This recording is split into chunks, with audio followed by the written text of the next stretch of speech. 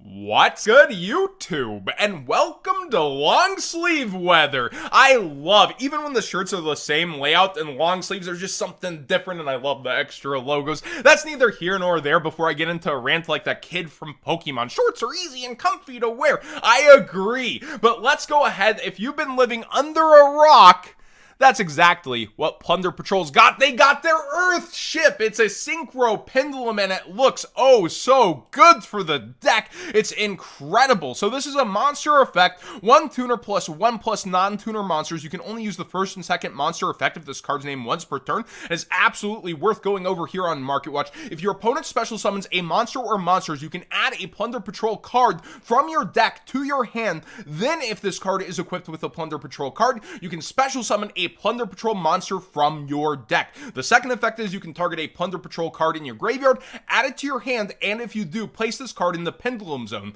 Then once in the Pendulum Zone, more lifting, you can use this Pendulum effect of this card's name once per turn. You can declare an attribute to return this card to the extra deck. That would be face down, so you can use it again. And if you do, special summon a Plunder Patrol token, Fiend level 4, 0 attack, 0 defense, with that attribute to each field in defense position. This is just bonkers. It's a really good card for the deck. It does so much lifting and resources. All Plunder Patrol wanted was a decent wind and earth to be able to go into, but this is like next level for the deck. So what's commonly played with the deck? The Adventure Token package, which is very high. People are saying if you want to play this, you should like get this immediately, and I kind of disagree. While I'm not a financial advisor, I don't know the future of card prices or what Konami will put on the ban list. When I look at Photon Hypernova, I'm thinking, another ban list season where people get scared and end up selling off their cards. And also, Konami hasn't cashed back in on the Adventure Token package. That could mean they plan to hit it, or they plan to reprint it in something like Ghost from the Past 3 and give different pieces, different slots, and try to cash back in on this once again, as they commonly do before they hit something on the TCG ban list. There's multiple routes this could take, but I wouldn't necessarily dive in at all of a sudden a super high price on this versus the last months. It is getting sales rates though. If you are interested in the deck, you want to kind of check yourself, test it, make sure it's something you want to play even with Plunder Patrols, and decide your future route with this deck. Do you wait for it to cool down? Several people also are probably taking that strategy, looking at how the price has done this multiple times now. Gurura is now $25. We covered this from 12 to 15, 15 to 18, 18 to 22, and now here it is at 25, just non-stop going up. Tier Limit's one of the top deck. It's a huge favorite within this deck. It is selling in this price range, and people have been asking me if they should get it sooner or later. Time is also money when you value a factor into a card. If you're playing at locals and you're holding yourself back from something that you think is getting you OTS packs, you're actually taking away from your ability to earn them by not having this. Time is a factor in the card. So if it goes back down $5, which I don't currently think it will, I think a lot of people are going to continue to buy into this as it heads towards the Ishizu stuff being released in the game and people looking at continuing playing the deck. I think this could be the next Ngirsu in terms of being like a $40 card from the extra deck, but we'll have to wait and see. There's no certainties whenever you're going into cards, but I do think picking it up sooner than later is probably better, not only for your tournament experience, but also just having access to a powerful card in the game. Get to the card, John. I got a few. This isn't even sponsored. Over on Xavi, they have this crazy bundle. Usually these metal cards go for the gray ones, I think $25 a piece. Then you have the Yugi Bank, the little triangle that I used to put up in my room as kind of a kid, and a Kaiba pen, all for $23. And I do think you get to free shipping pretty easily on Xavi if you add other things to your card. I'm not as familiar with them. I've only bought a couple of physical media things from them in the past, but what would you rather spend your money on?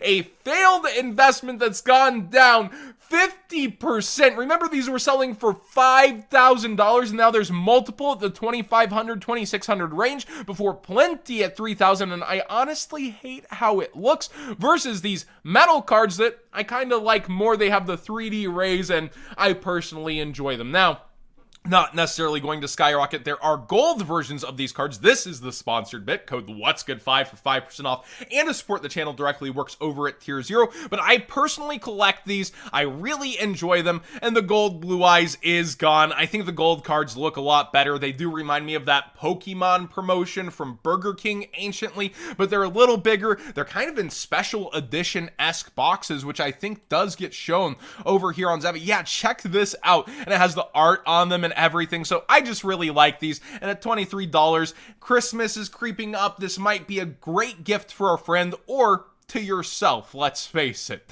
Paleozoics are going up in price for the super rare copies. Maria is up in price. You have Candina rebumping up in price, and Deinonychus still super low on quantities. Apparently Sprite Paleo Tearlament is a variant people are playing. I haven't seen it personally in action, but the graphs do speak that people are spending their hard-earned money in this direction, so be aware, up towards $5 to $6 for a lot of the super paleos right now. If you have those decks laying around and you don't value them that much, you have a little more money than you might have had before. But also, interesting that people are putting so much money into that version of the deck. I'll have to check it out. Heradic Dragon King of Atum, first edition specifically, is starting to go up in price. They are now a low of $4 to $5. This has been, hyped multiple times in the past, but with Bisted, it has 2 level 6 dragon type monsters. People are looking at this. Once per turn, you detach an Xyz material, special summon a dragon type monster from your deck, make its attack and defense 0. It just can't attack during the turn, so it can use all of its effects. People are kind of looking with this at that deck, and it is going up in price for the first edition. There's plenty of easy access versions though. Ghost from the Past made him Ultra, Dual Power Ultra in the past, 20 cents. You don't have to play first at OG, but be aware that is starting to spike and get on people's radars. Neko King, this card is going crazy in price. Apparently a anti-tearlament tech. You kind of have to, time it to get milled versus that. It also was spiked originally as an anti-Dark World tech when Dark World Structured X got announced, so it has that double dip investment. Current metagame, new Shizu stuff could be good. Dark World, so it has all these kind of reasons for people to go in and look at that. How dare they buy out the hero click? Now, hype doesn't always translate to long term. Look at all the Mystic Mine stuff being bought out right now. Collector Rare Beat Cop is back down towards $28, $26 available. Like, look at these. They're back down in price despite the hype of the deck remaining and this being played in it. So whenever you see that jump, oh god, I have it. It did it. They said the white heels, it could double down, triple down buyouts. That doesn't necessarily happen even when the deck has traction from a ban list. I wanted to point out something else that's just maybe save you some money easy if you're in the market for the Crystal Beast structure decks. The structures themselves are near $12 due to those juicy staples inside, because if they're shipping you an individual structure, shipping is also up for a seller. But the displays come with, more than enough structured X for 2 people, and if 2 people get together, somebody that you trust, friends in my local area, I don't know what that is, but seriously, if you get together with somebody that you trust to order the display instead and split up the cost, you're each spending around $32.50. And you're getting like 4 structures each instead of just the single lone solo one. Is it 8 total? Yeah, it's 8 total structures, not 10 for this one. So you're each getting 4, so you can keep 1 sealed, get 3 to rip open for less than the price of ordering 3 all on your own. So maybe talk with a buddy at locals if you're actually looking at this, or support your locals if they have it at a good price and have some LARP promos there if you enjoy your locals. Scapegoat Collector Rare has fallen big in price, and I just wanted to bring this up as the final topic, as Edison really does feel like it's taking over, and the era of GOAT collectibles, while sometimes they get extra buyouts here and there, I don't cover that market as much as I used to because it's so repetitive. It's very notable that the collector rare has done nothing but sink. I remember Ruxin opening so many boxes for this, just crazy.